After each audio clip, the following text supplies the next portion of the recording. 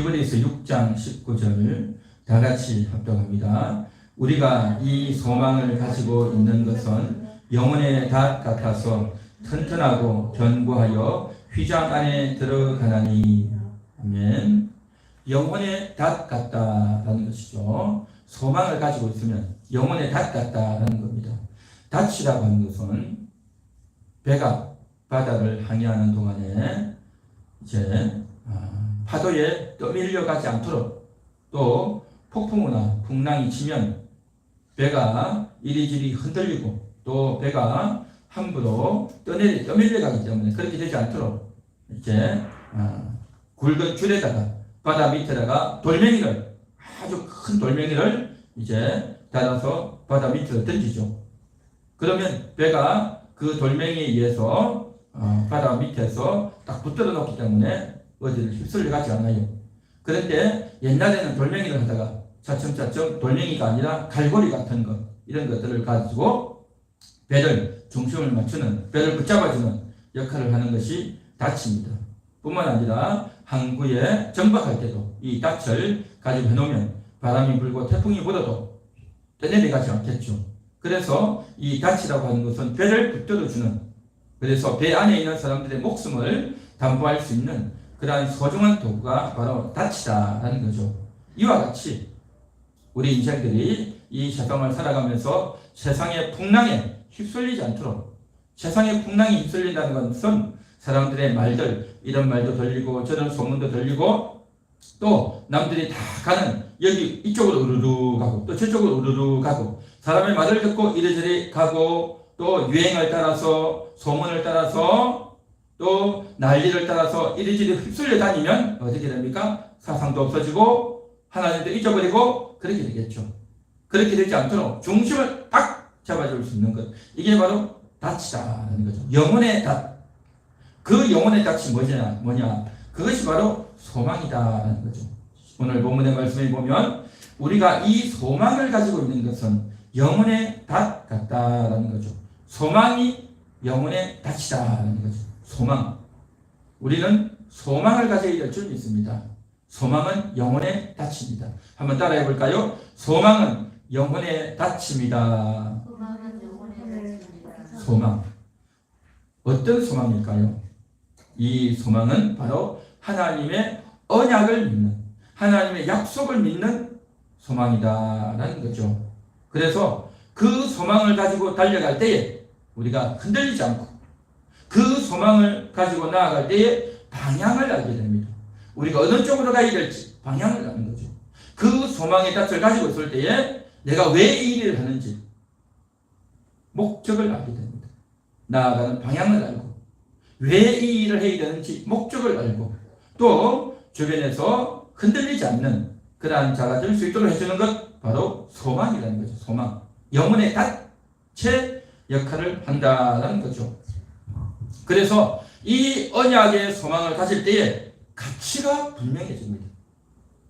뭐가 중요하냐 말이죠. 본질이 뭐냐는 거죠. 뭐가 중요하냐, 뭐가 핵심이냐는 거죠. 우리가 하루를 살면서도 뭐가 중요한지를 알아야 되는 거죠. 그 중요한 걸 모르고 사소한 것에 집착해서 살면 힘들겠죠. 그렇죠. 소망이 중요하단 말이죠. 어떤 집에 불이 났는데 빨리 피신을 해야 되겠죠. 또 그 안에 어떤 가족이 있다고 한다면 사람의 목숨부터 살려야 되겠죠. 그런데 불이 나서 난리가 났는데 거기서 뭘 찾고 있느냐? 자기가 좋아하는 핸드폰 찾고 있고 또 자기가 좋아하는 책을 찾고 있고, 그러면 뭐가 중요하냐 말이죠. 가족의 목숨을 먼저 구해야 되죠.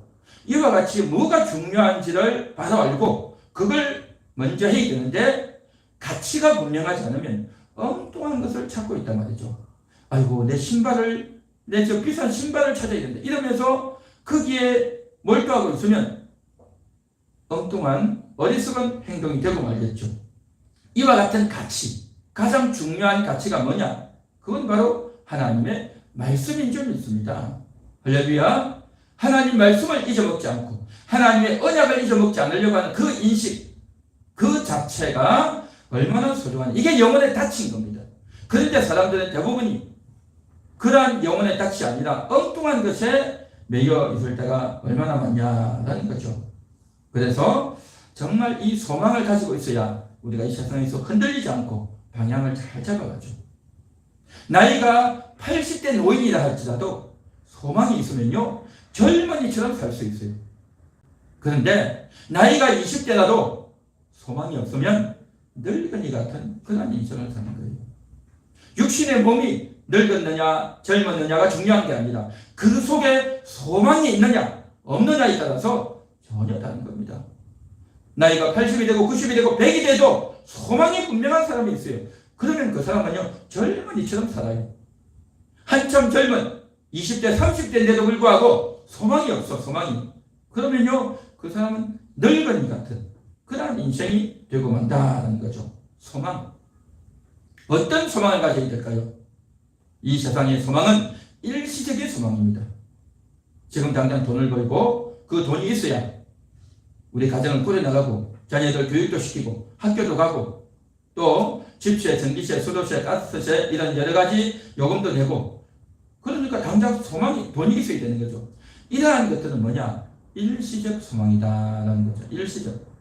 필요 없는 게 아니에요. 필요한데 일시적이다라는 거죠. 그리고 내가 좋은 직장도 가고 출세도 하고 학위도 따고 그러면 너무나도 좋을 것 같은데 이러한 것들은 다 일시적 소망입니다.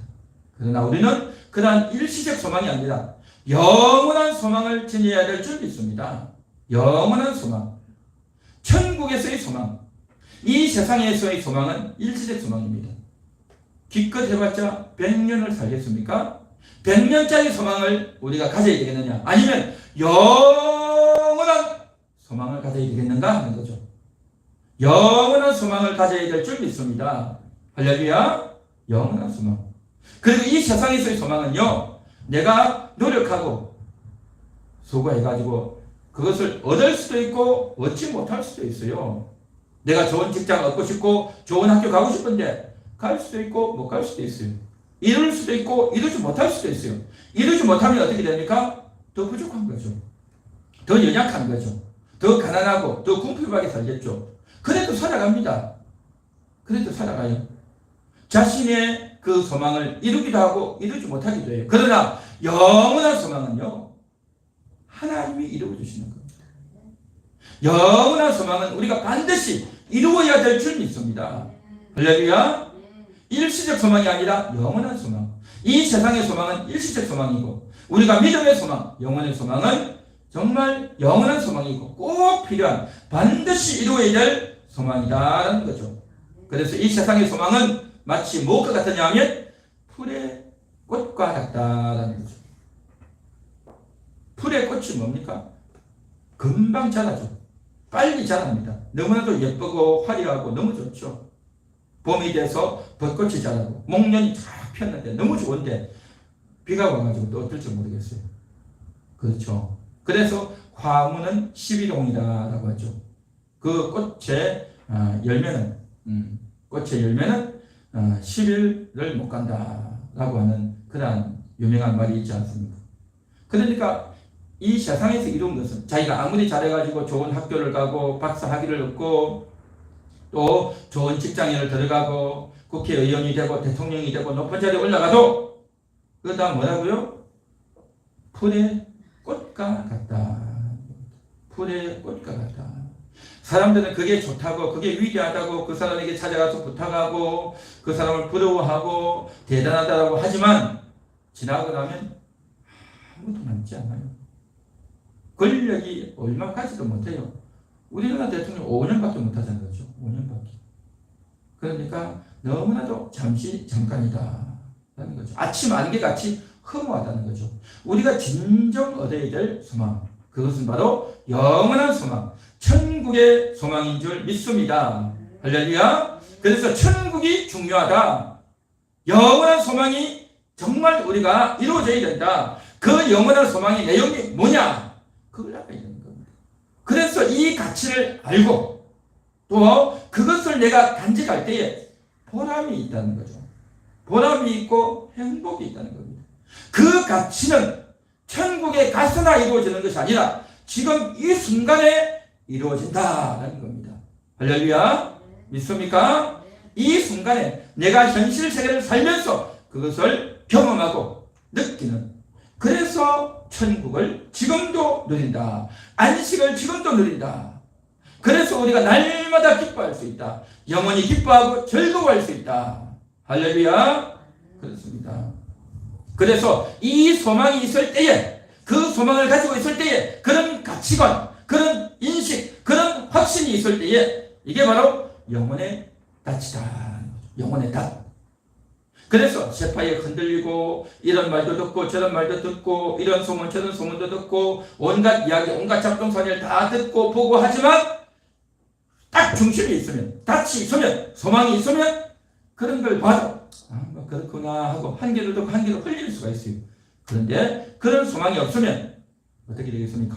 그게 좋은가 해서 거기에 몰두하고 마음을 두고 거기에 휩쓸려 따라 내려가는 거죠. 왜 휩쓸려 갑니까? 그게 좋으니까. 그게 너무 좋으니까 거기에 따라가는 것 아니냐 말이죠. 그러다 보면 어떻게 됩니까? 그게 좋아서 그것을 얻으려고, 그것을 더 많이 확보하려고 애를 쓰다 보면 거기에 마음을 두고 거기에 시간을 쏟고 거기에다가 물질을 쏟고 더 얻으려고 애를 쓰죠. 결국 얻지 못하고 결국 다 잃어버리고 결국에는 허무한 인생이 되는 겁니다.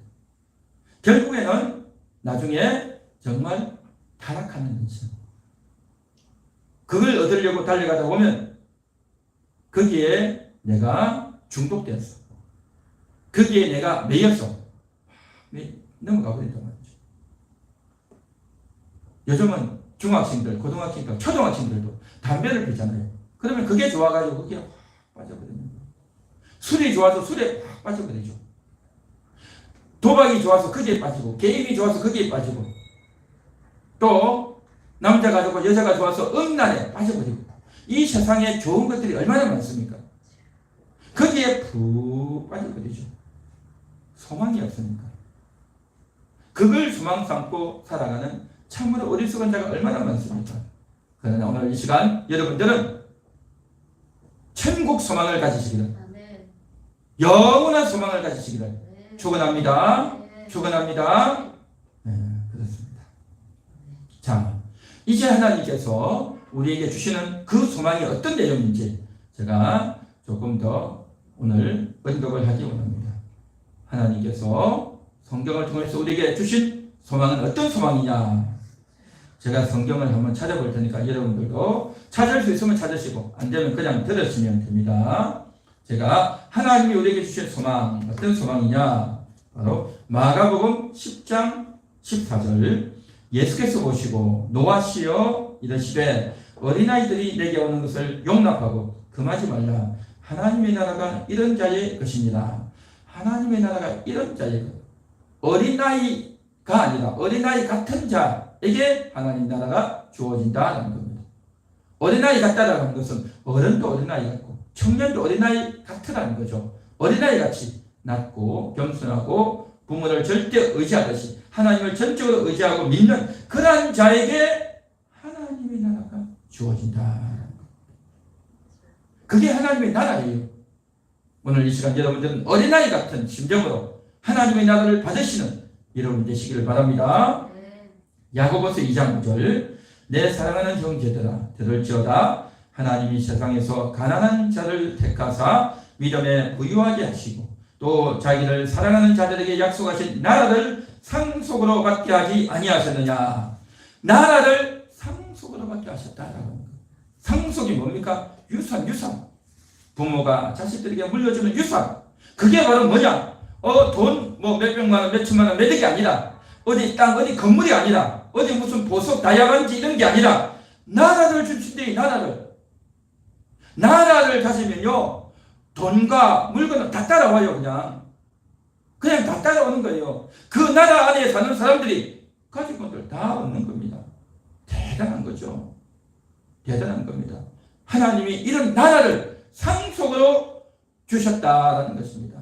믿습니까? 한번 따라해 보겠습니다. 나라를 상속받았습니다. 하나님 나라를 상속받았습니다. 하나님 나라를 상속받았습니다. 하나님 나라.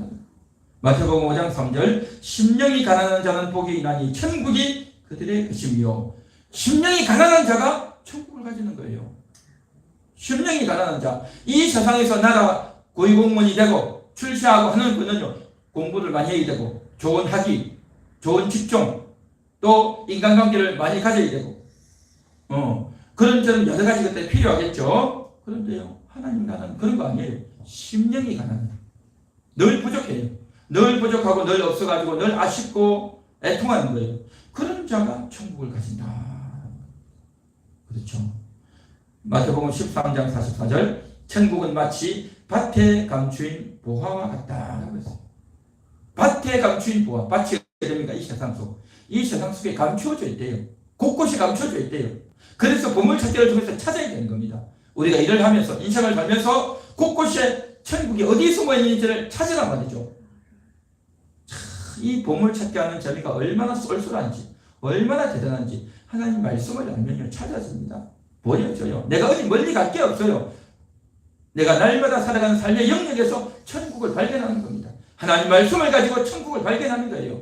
삶을 통해서 하나님이 어떻게 역사하시는지를 깨닫고 발견하는 겁니다. 할렐루야. 나라, 천국 거기 숨어있단 말이죠.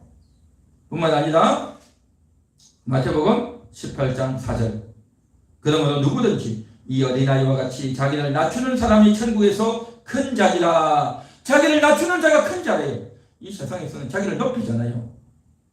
자기가 잘났다 그러고 키도 더 크고 얼굴도 더 예쁘고 머리도 더 좋고 실력도 더 있고 더 똑똑하고 재주도 더 많고 노래도 더 잘하고 달리기도 더 잘하고 남들보다 요리도 잘하고 뭐든지 잘하고 월등해야 자기가 큰 자가 되잖아요. 그런데 천국에서는요 낮추는 자가 큰 자래요. 낮추는 자가.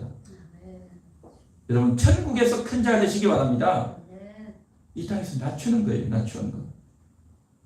마태복음 25장 21절 그 주인이 이르되 잘하였도다 착하고 충성된 종아 내가 적은 일에 충성하였으면 내가 많은 것으로 네게 맡기리니 내 주인의 즐거움에 참여할지어다.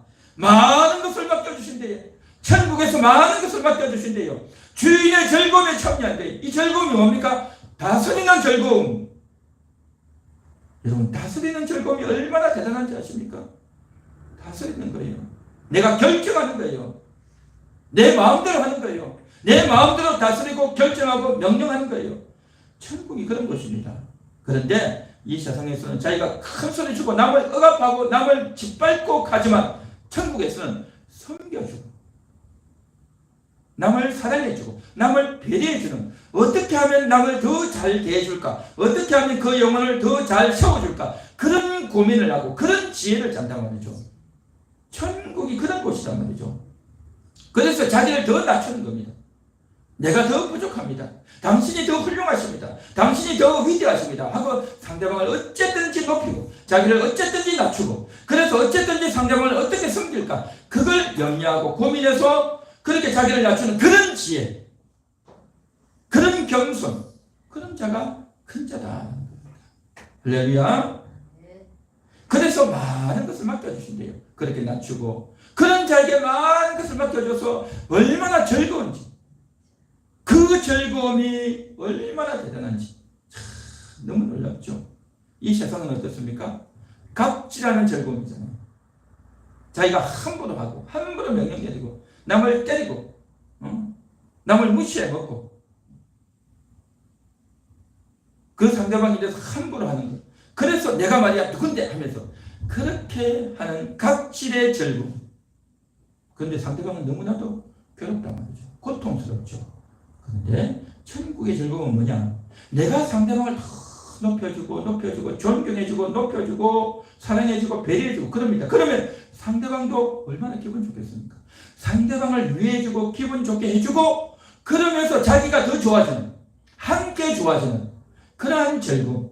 이게 바로 천국의 즐거움이고 그러한 즐거움이 더 많아지도록 하나님이 모든 것을 맡겨주겠다. 많은 것을 맡겨주겠다. 하나님 그렇게 말씀하셔요. 할렐루야. 나라.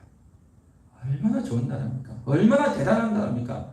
그래서 저는 이 천국에 대해서 공부를 많이 합니다. 성경을 읽고 천국은 어떤 곳인가를 읽고 그 천국을 얻으려고 날마다 제가 애를 씁니다. 그런데 이것을 알기 위해서는 이 세상의 것을 제가 좀 알아야 돼요. 그래야 세상의 원리를 알고 반대로 하면 되니까. 그렇죠? 이 세상 속에 하나님이 그것을 다 숨겨뒀어요. 그래서 그것을 보고 터득을 해야 된다라는 거죠.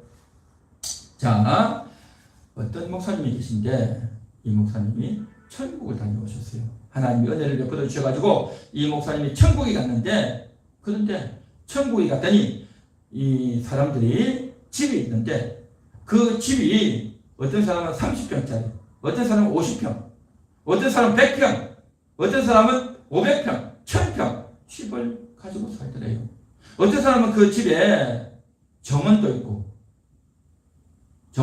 호수도 있고 집이 너무너무 크더래요. 사람마다 집이 다 다른 거예요. 그리고 그 집이 얼마나 아름다운지, 얼마나 아름답고 얼마나 크고 얼마나 좋은지, 그리고 그 집에 들어가는 재료들이 얼마나 빛과 번쩍하고 최고급 재료를 그렇게 사용했는지 집이 너무너무 좋더래요. 너무 좋아.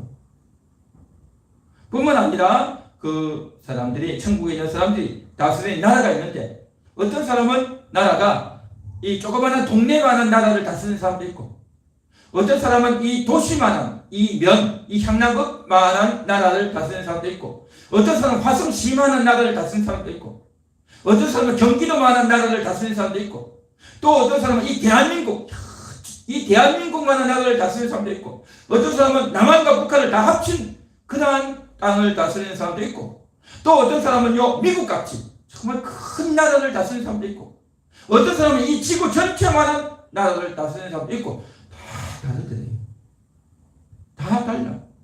그냥 단순히 그 지역만 다른 것이, 면적만 다른 것이 아니라 거기 안에는 많은 백성들이 있고 많은 천사들이 있고, 그렇지 않습니까?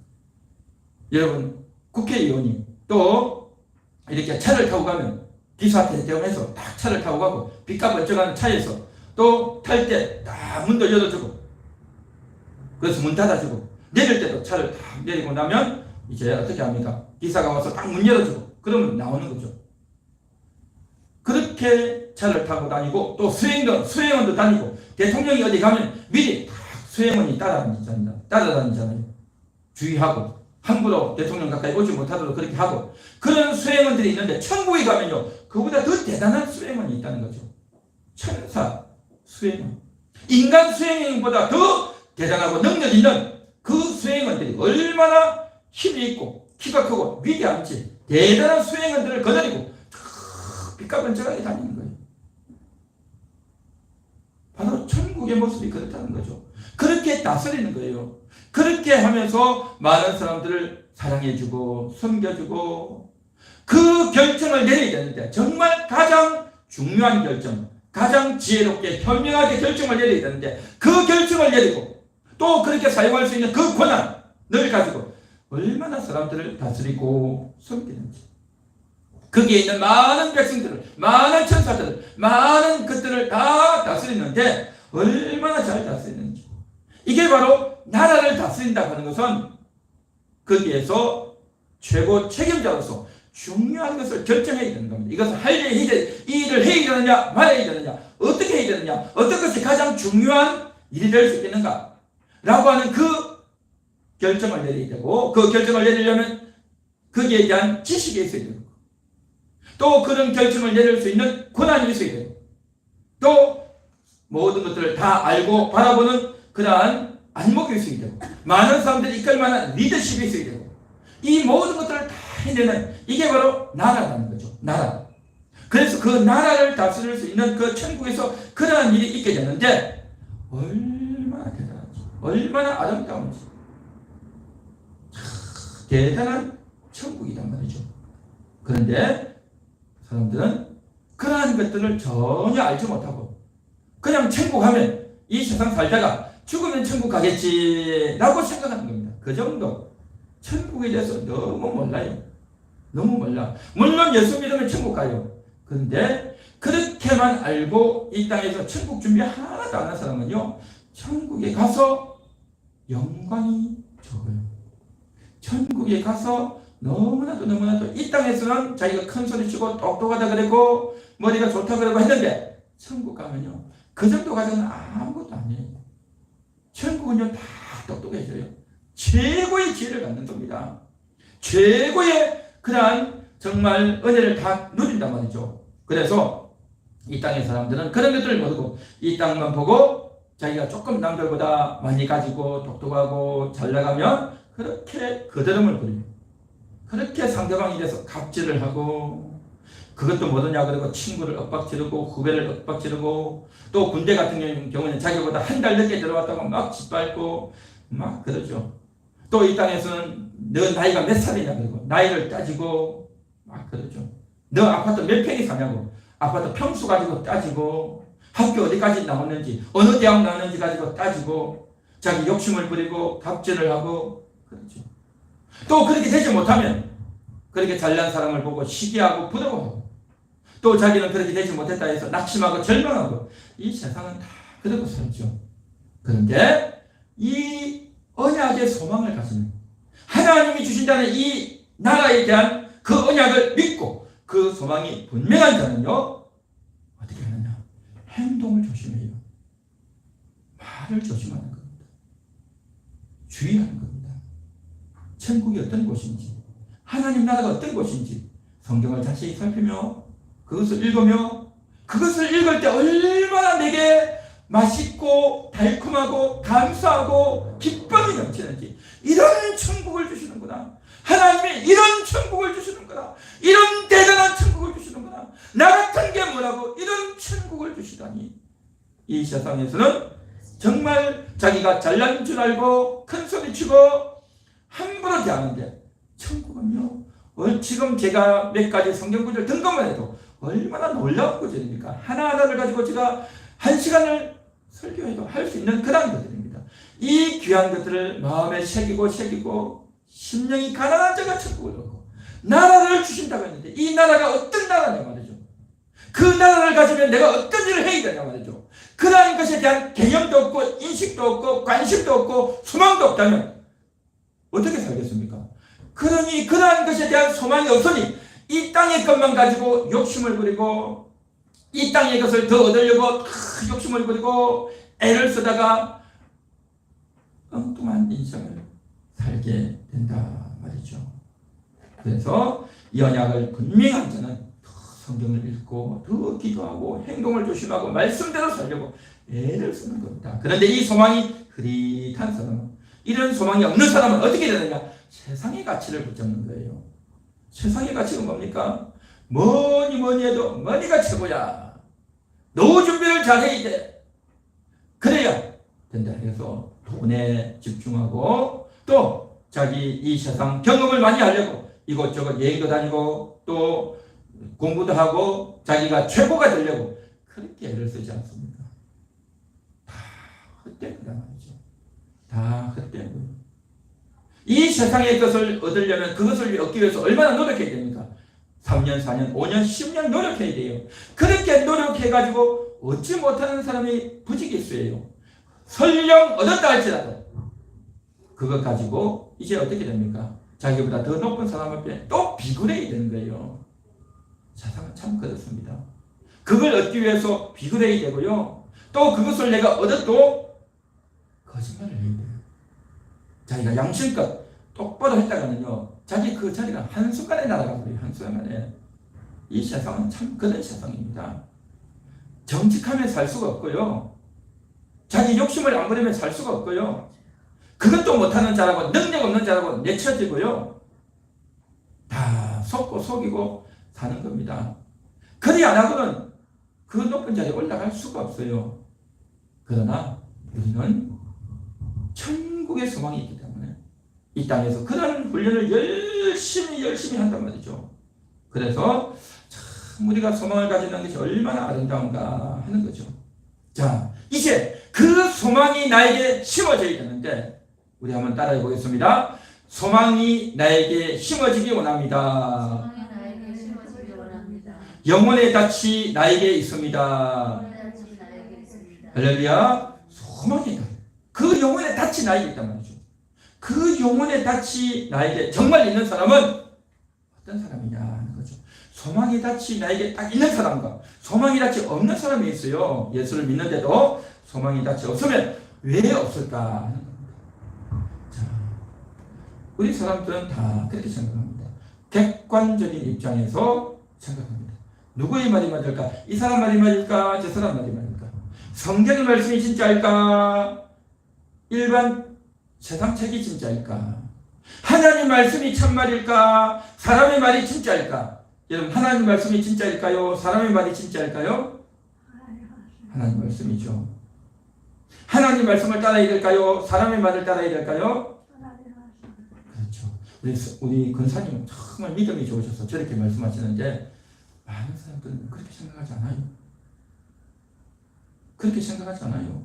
지금 당장 돈을 벌려면, 내가 높아지려면 성경대로만 해가지고 내가 어떻게 다 사냐, 그렇게 생각을 해요.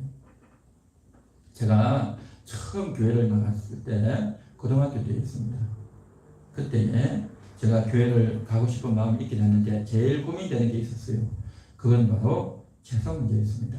제가 어릴 때 어머니가 일찍 돌아가셔가지고 제사를 드리고 지내고 있었습니다. 우리 한국 사회는 부모님 제사를 지내는 것이 당연하고 마땅한 그런 한국 사회 아닙니까? 저도 어릴 때 제사를 지내고 그렇게 하다가 교회를 다녀야 되는데 이 제사 문제를 어떻게 할까 너무너무 고민이 됐어요. 제가 이렇게 생각했어요. 제사 문제 어떻게 하면 좋겠습니까? 하고 목사님이나 교회 다니는 분들에게 물어보면 제사 드리면 안 되죠 라고 말할 것 같아요. 그렇죠. 또 우리 가족들이나 우리 친구들이나 사람들, 교회 안 다니는 사람들 물어보면 제사를 드려야지 라고 말할 것 같더라고. 제가 말은 안 해봤어요. 물어보지는 않았어요. 안 물어봐도 뻔한 거 아니겠어요? 그래서 제가 고심이 되는 거죠. 정말 어떻게 해야 될까? 그러니까 아무리 생각하고 고심하고 연구를 해도요, 답이 없어요. 답이 없어. 그래서 제가 교회는 좋아서 교회를 다녔는데 어떻게 해야 될지 모르겠더라고요. 그런데요, 결국은 제가 교회를 갔어요. 왜냐하면 너무너무 고심을 하다가 해답이 없고 그러다가 인생이 너무 고달파가지고 제가 고등학교 때부터 인생이 좀 고달팠어요. 너무 고달파서 어쩔 수 없이 교회를 갔어요. 그렇게 해서 교회를 갔는데 하나님 말씀을 듣는데 너무 좋더라고요. 눈물 나도록 좋았어요. 눈물 나도록 좋았어요. 그래서 저는 그것을 그렇게 생각합니다. 성령님이 나를 이끌어 주셨구나. 그래서 하나님 말씀을 듣고 하나님을 의지하고 하나님께 기도하니 너무 좋았어요. 그래서 하나님 말씀대로 살아야 되겠다. 그냥 나도 모르게 그게 싹 들어와 버렸어요. 그리고 오늘날 또 교회를 가다 보니까 내가 길이요 진리요 생명이다라는 말씀이 딱 신겨지는 거죠. 그전에는 내가 길이 없고 나는 소망이 없다 그렇게 생각했어요. 그런데 예수를 믿으면 나에게 소망이 있구나 그걸 알게 됐어요. 그게 믿어졌어요. 나에게 확 다가왔어요. 그 말씀이 내게 싹 다가왔어요. 너무 좋은 거예요. 그래서 제가 교회를 열심히 또 다녔죠. 열심히 다녔는데 어느 날 제가 교회 다닌 지 2년째인가 3년째인가 나중에는 이제 알게 됐죠. 그래서 아버지가 그러더라고요. 너 재산은 어떻게 할 거냐 그렇게 묻더라고요. 그 전에 그렇게 고민을 하고 염려를 했는데 해답이 없었거든요. 그때 제가요, 저도 모르게 입에서 이런 말이 툭 튀어나왔어요. 저는 교회 다니겠습니다. 제가 그 말을 했던 것 같아요. 제가 교회 다니겠습니다. 그 말을 했어요. 그랬는데 더 이상 말씀을 안 하시더라고요, 아버지가. 그리고 다른 가족들도 더 이상 저를 공격하거나 어렵게 하지 않았습니다. 내가 혼자서 생각을 해보니 야 어떻게 이럴까 저럴까 아무리 고민해도 해답이 없었어요. 저와 같은 경우를 당하는 분들도 들어있을 거예요. 그런데 제가 오늘 이 이야기를 왜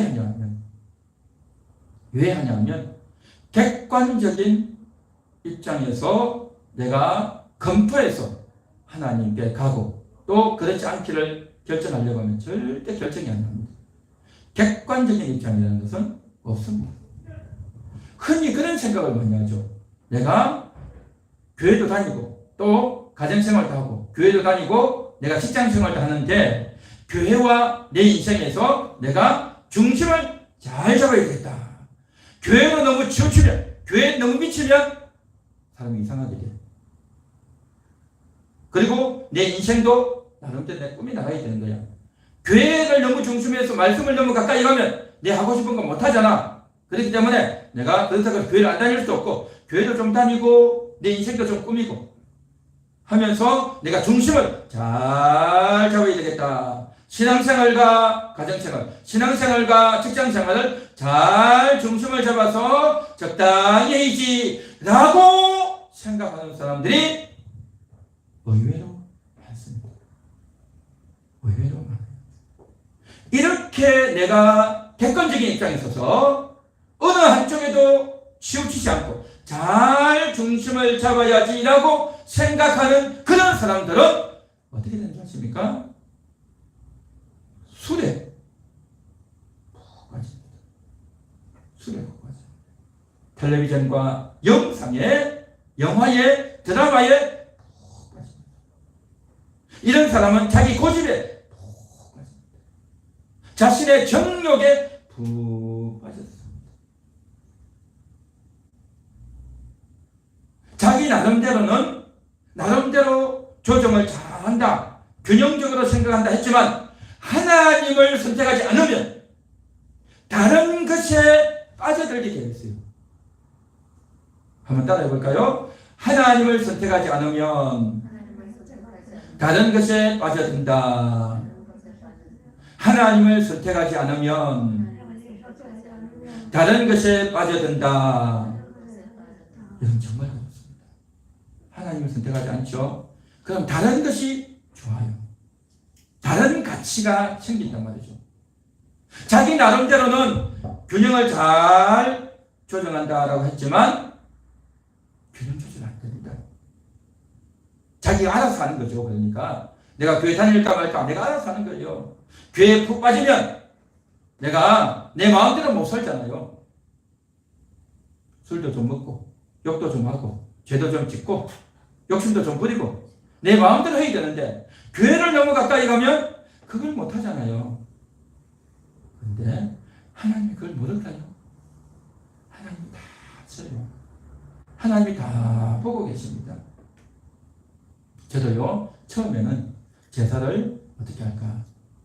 이 사람 물어보면 저럴 것, 저 사람 물어보면 저럴 것 같은데 아무리 객관적인 입장에서, 중립적인 입장에서 잘 검토하려 해도 검토가 안 되더라고요. 결국에는 제가 인생이 고달파서 그냥 교회로 왔어요. 교회로 와서 말씀을 듣고 은혜를 받고 성경을 알다 보니까 이게 너무 좋은 거예요. 내가 정말 이성적으로 판단을 잘해서 지혜롭게 잘 처신을 해서 교회를 온 것이 아니고 그냥 교회를 와서 말씀을 듣고 하나님의 위로를 받고 하나님의 은혜를 받고 말씀 중심, 하나님 중심, 교회 중심으로 살다 보니 얼마나 행복한지, 얼마나 기쁨이 넘치는지. 할렐루야. 예수 안으로 푹 잠겨버린 겁니다. 말씀 속으로 푹 잠겨버렸어요. 교회 속으로 푹 잠겨버렸어요. 그런 관점으로 신앙생활을 했고 여태까지 살아왔습니다. 저는 여태까지 그렇게 살기를 너무 잘했다. 저는 그렇게 생각합니다. 저는 그렇게 생각합니다. 그래서 성경에서 이렇게 말하죠. 누가복음 12장 31절 다만 너희는 그의 나라를 구하라. 그리하면 이런 것들을 너희에게 더하시리라. 나라를 먼저 구하면 이런 것들 먹고 입고 쓰고 생활할 걸 더해 주신대요.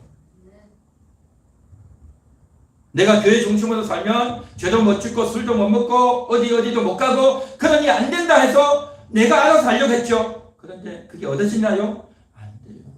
하나님 나라를 먼저 딱 구하면 우리에게 필요한 걸 다 그냥 주셔요. 그냥 주셔. 내가 신경 안 써도 노력 안 해도 그냥 주신단 말이죠. 성경에 이런 게 다 있어요. 이런 게.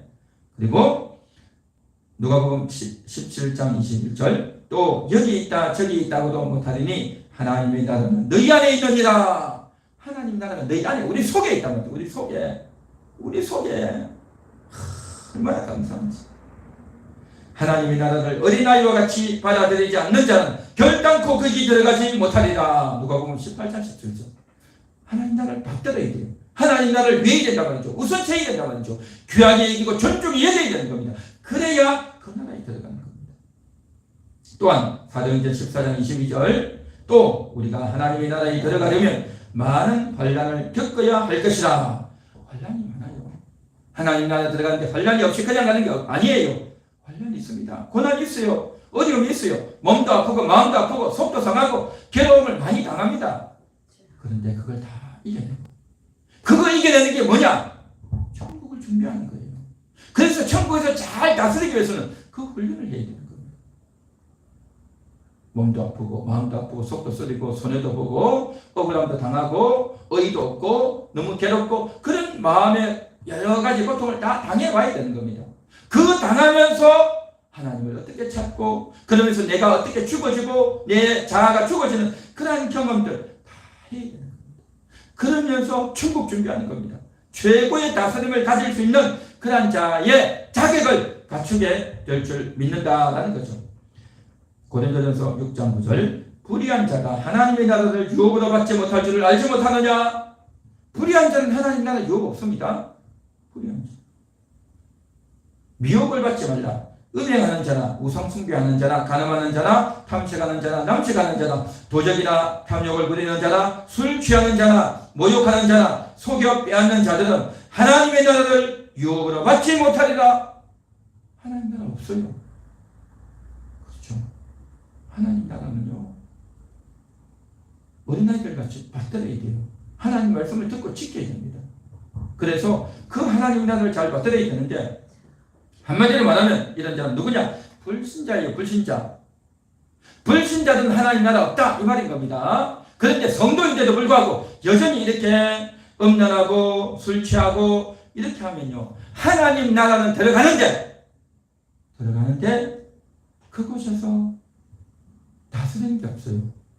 남들은 큰 나라를 다스리고 크고 위대하게 영광스럽게 되는데 자기는 그 나라에서 지옥은 아니고 천국은 들어가는데 더 많은 상급이 없다라는 겁니다. 할렐루야. 여러분 하나님 나라 들어갈 수 있기를 바랍니다. 하나님 나라 들어가서 잘 되고 성공할 수 있기를 바랍니다. 하나님 나라에서 성공해야 되는 거예요. 그러기 위해서 우리가 이 땅에서 준비하고 신앙생활을 하는 겁니다.